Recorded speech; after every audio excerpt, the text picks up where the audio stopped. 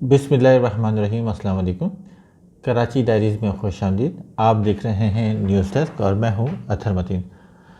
دوستو، یہ جو واقعہ آج میں آپ کے ساتھ شیئر کرنا چاہتا ہوں یہ 410 سے ابھی اسی حوالے سے ایک اور بات یاد آ گئی کہ کچھ لوگ ایسا کمنٹ کر رہے ہیں، ایسی شکایت کر رہے ہیں، ایسا شکوہ کر رہے ہیں یا یہ پوائنٹ آؤٹ کر رہے ہیں کہ ہمارے چینل کا نام کراچی ڈائریز ہے اور ہم کراچی کی خبروں پر فوکس نہیں کریں۔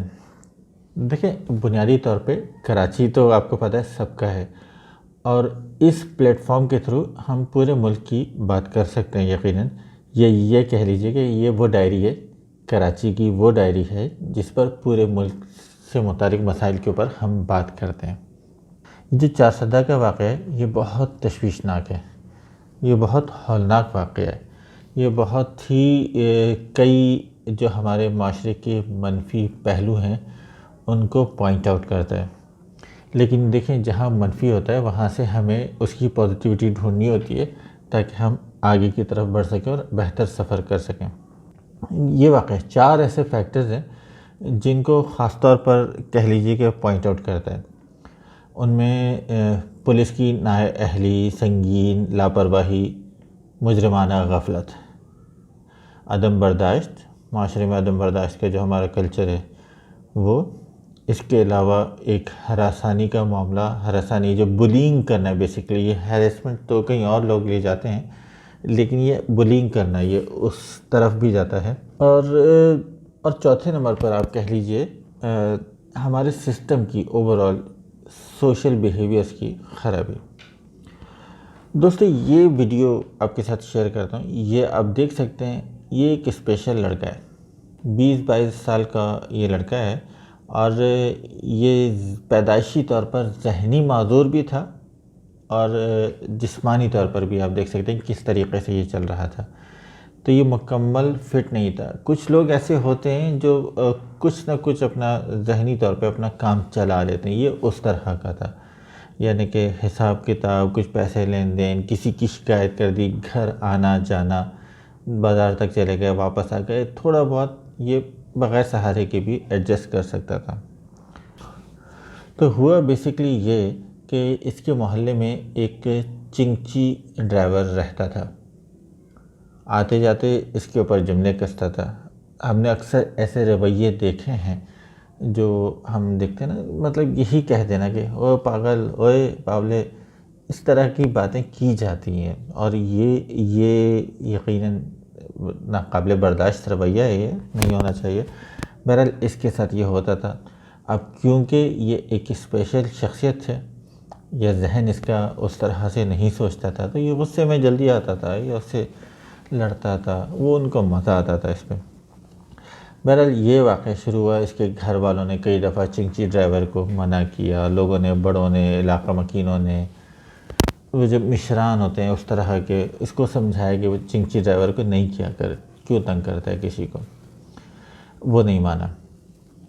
اس کے بعد اس کی والدہ بتاتی ہیں، اس پروگرام کے اندر بھی انہوں نے یہ بتایا کہ ان کے گھر کے باہر وہ کچھ کتے تھے جو حفاظت کے لیے لوگ عام طور پر چھوٹے علاقوں میں رکھتے ہیں، بڑے گھروں میں بھی ہوتے ہیں لیکن چھوٹے گاؤں دیہات میں خاص طور پر یہ ہوتا ہے کلچر کے، کچھ کتے حفاظت کے لیے ہوتے ہیں جہاں وہ ان کے مال مویشیوں کی حفاظت کرتے ہیں۔ تو اس کی والدہ کے مطابق سب سے پہلے وہ کتے وہاں سے غائب ہو گئے، اور اس کے 1 یا 2 دن بعد ان کے گھر میں چوری ہوئی۔ ان کی والدہ کا الزام ہے کہ اس چنگچی ڈرائیور نے اپنے کچھ دوستوں کے ساتھ مل کے ان کے گھر سے کچھ سامان لیا، اور سب سے زیادہ جس کا ذکر کیا وہ کبوتروں کی چوری کا تھا، کہ کبوتر ان کے گھر سے چرائے گئے۔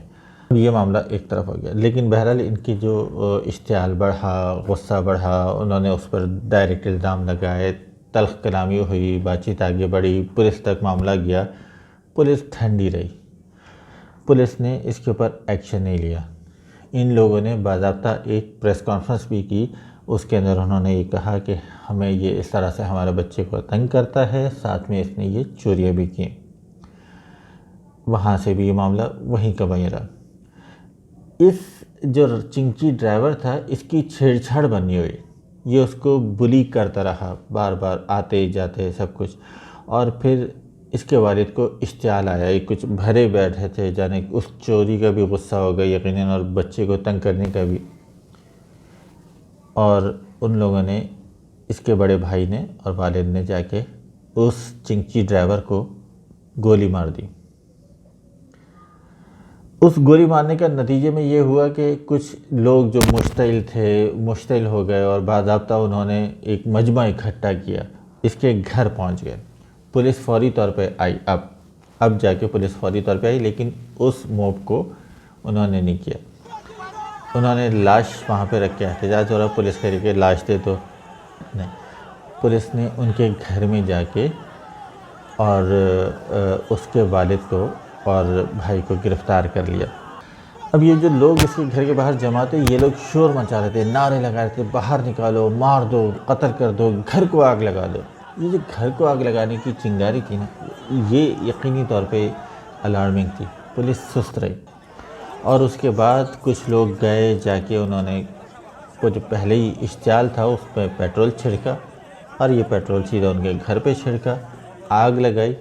وہ جو لڑکا تھا وہ، اس کی ماں اس کو بچاتے ہوئے اوپر کی منزل پر لے گئی، گھر نیچے سے جل رہا تھا۔ بہرحال وہاں پر ایک کام یہ اچھا ہوا کہ جو ایس ایچ او تھا اس نے وہاں جا کے سب سے پہلے تو ان کی والدہ کو بچایا، ان کی والدہ کو نیچے کی طرف پھینکا سیڑھیوں سے، اور خود بھی اس کوشش میں جھلس گیا، ان کی والدہ بچ گئی۔ لیکن بدقسمتی سے وہ ذہنی معذور، وہ اسپیشل شخص، وہ معذور جو جسمانی طور پر بھی معذور ہمیں نظر آ رہا تھا، اپنی جان سے ہاتھ دھو بیٹھا۔ اس کی موت کا ذمہ دار کون ہے؟ اس چنکی ڈرائیور کی موت کا ذمہ دار کون ہے؟ یہ سسٹم اس کی موت کا ذمہ دار ہے؟ پولیس کی نااہلی اور سستی جو اگر وقت پہ کام کر دی تھی وہ اس کی ذمہ دار ہے؟ جو لوگوں کے اندر عدم برداشت ہمیں نظر آئی، جو اس فوٹیج کے اندر بھی دیکھ سکتے ہیں آپ، اتنے اشتعال میں لوگ کھڑے رہے، کیا وہ اس کے ذمہ دار ہیں؟ یا پھر ان کے والد کی طرف سے جو اشتعال انگیزی کا مظاہرہ کیا، انہوں نے اس لڑکے کو تنگ کرنے کے بجائے بعد بدلہ خود لیا اور اس کو قتل کر دیا، کیا وہ رویہ اس کا ذمہ دار ہے؟ جواب ضرور دیجیے گا۔ آپ سے ایک دفعہ پھر ریکویسٹ کہ ہمارے چینل کراچی ڈائریز کو اگر آپ چاہیں تو سبسکرائب کیجئے، اپنی رائے سے ضرور آگاہ کیجیے گا۔ بہت شکریہ۔